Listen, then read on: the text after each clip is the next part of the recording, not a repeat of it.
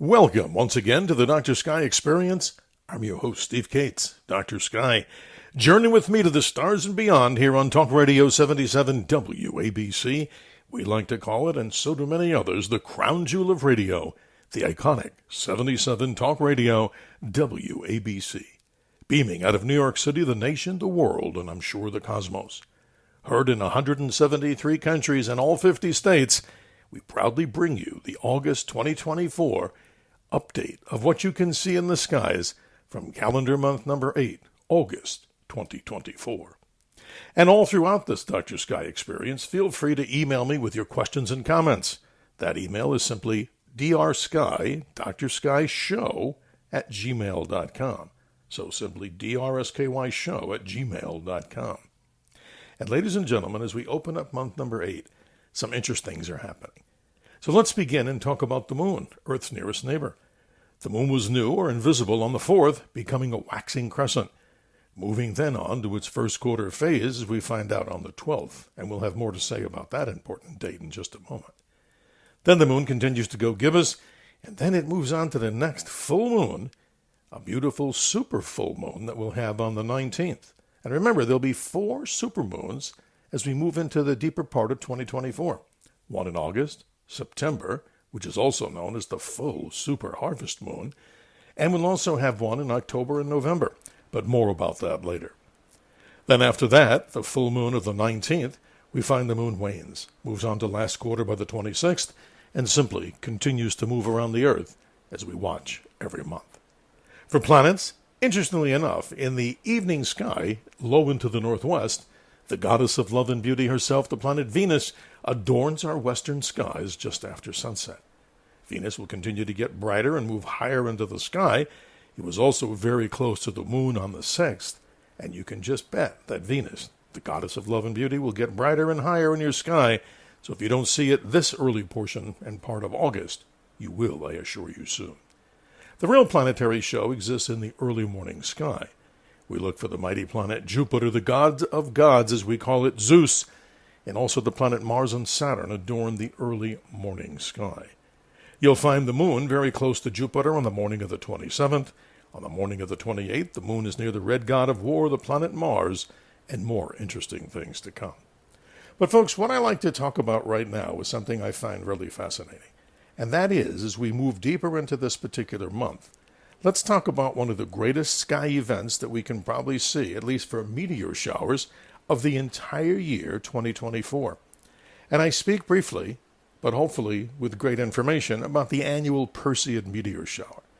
Now, many people who are on vacation or traveling to dark locations will have an opportune and a great time, that is, in seeing this meteor shower. Why? Well, for everybody else listening, even in city areas, the moon, of course, will set right around midnight. So this year is very favorable for the Perseids. But let's talk a little bit about the history of this particular shower.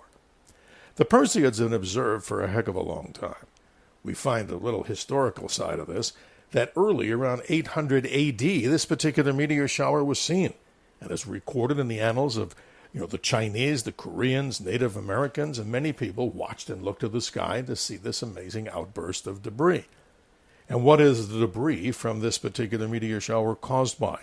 You got it right, a comet. And the parent comet of this particular meteor shower, the Perseids, is so interesting. It's a comet known as Comet Swift-Tuttle. And this comet was discovered in the year 1862 by 2 independent astronomers, Swift and Tuttle, of course. And the comet moves around the sun in an orbit of about 133 years. But here we saved the best for now.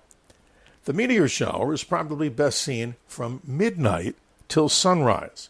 Now, many people in the legacy media kind of get this wrong, but we here on the Dr. Sky Experience take a different path.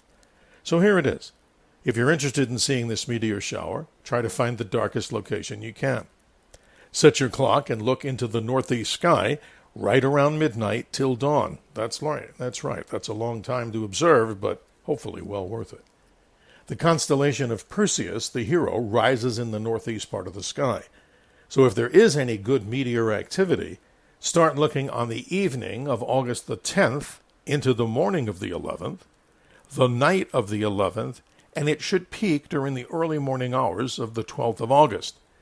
Now, many experts in the field say that the best rates for this meteor shower, the Perseids, will occur around 9 a.m. Eastern Daylight Time. Well, of course, the sun would be in the sky. So simply to recap, if I were watching this, and believe me, I've watched this shower for well over 45 years, some years it's intense, but with astronomy and with meteor showers, patience is a virtue. Because as the great comet observer and discoverer David Levy talked about comets, the parent source of these meteors, he said comets are like cats. They both do what they want, and they both have tails, and out of those tails of comets come the debris, which we call the Perseid meteor shower. Now, here's a little tip for those of you with smartphones, cameras, binoculars, and what have you. As you lie out there and face the direction of the northeast, that's not the only area that I would recommend looking for meteors. Why? Because if you think they're all just going to come out of the radiant, out of that pinpoint in the sky, remember, around midnight, the radiant's low in the northeast.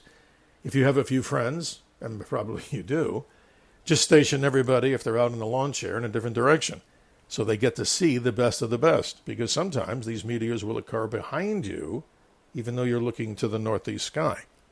Why do this? Well, it's a heck of a lot of fun. I remember in other historical observations of the Perseids, we were watching and actually recording well over 150 to 200 meteors an hour. But with meteor showers, truth is always the best way to go. And what is the truth? Sometimes you'll wait for an hour and see nothing, and then all of a sudden you'll see an outpouring as the Earth moves through some of the debris of the comet, these big ribbons of material that came out of the comet a long time ago. So to make it simple and hopefully fun, find a dark location. A pair of binoculars will help you if you see a really bright one. There's a lot to see there. Your smartphone, I would recommend if you want to do a rapid shutter exposure. If you see one, hopefully you'll catch one. For the more advanced people with cameras out there, you know how to do that with a time exposure in a dark sky, and hopefully you'll catch some Perseids. But meteor showers are quite interesting. But here's something interesting that most people really don't know about. The parent comet, Swift-Tuttle, is an object that over time comes closest to the Earth than any other celestial object. I'll repeat that.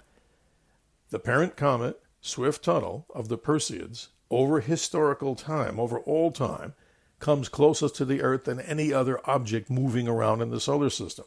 Now, some people may say, wait a minute, Dr. Sky, what about the Apophis meteor or asteroid, more so an asteroid, that's coming in 2029?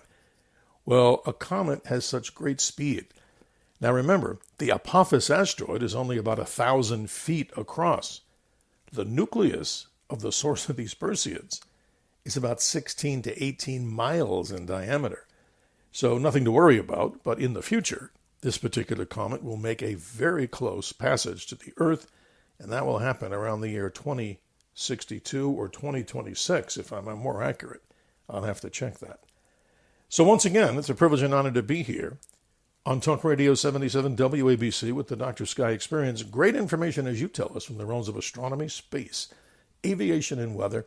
And yes, interviews about American exceptionalism and great musicians. Why? Because over my lifetime, I've spent a lot of time, not only as a U.S. veteran of the military, but also spent a lot of time, of course, in searching about America's history as we talk about truth, justice, and the American way, as they regularly do here on this great radio station.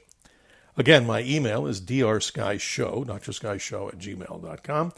And again, thanks to John Katzimatidis and his family for having me here on board this radio station. You can hear me every Sunday during the 8 a.m. to 10 a.m. segments that are all over there. Great guests from around the world, people in the know on the Cats Roundtable. And then every other Wednesday, privilege and honor to be with great broadcaster Frank Morano on this radio station. Every other Wednesday at 1 a.m. right now, Eastern Daylight Time, where you can call in and have your questions answered.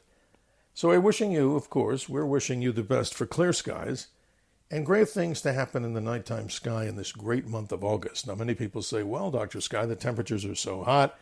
Really, I don't really want to go outside. But yes, this particular episode is even geared to city dwellers because you can see a lot, even from areas like Central Park or other downtowns, let's say Los Angeles, believe it or not, the moon, particular planets. And don't forget, if you want to look at Earth satellites, here's a great recommendation. Go to heavens-above.com, Plug in your city, and you'll get to be the favorite of the neighborhood when it comes to knowing what satellite just passed overhead. What do we remind everybody? Dr. Sky reminds you to always remember to keep your feet on the ground, your eyes to the skies, and I'm humbled to be your navigator on this highway to the heavens. Clear skies and good health until we meet again.